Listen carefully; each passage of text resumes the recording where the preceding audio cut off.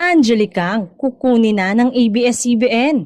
Totoo nga kaya ang balita na baka tuluyan ng magbago ng image ang Viva Max Queen na si Angelica at iwanan na ang sexy image nito upang ituloy ang karir na naumpisahan sa Batang Quiapo. Inamin ni Angeli na may pagkakataon daw na nate-take advantage siya ng mga aktor na nakaka-eksena niya sa kanyang mga ginagawang film sa Viva Max.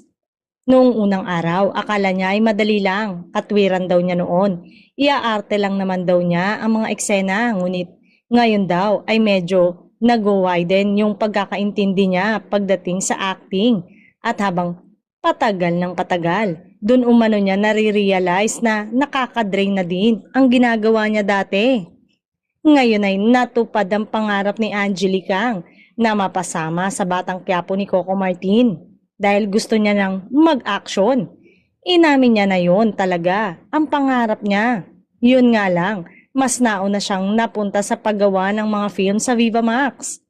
Pero mukhang chance image na nga ang sexy star dahil gusto niyang ipakita na hindi lang pagpapakita ng katawan ang alam niyang gawin, kundi may iba pa.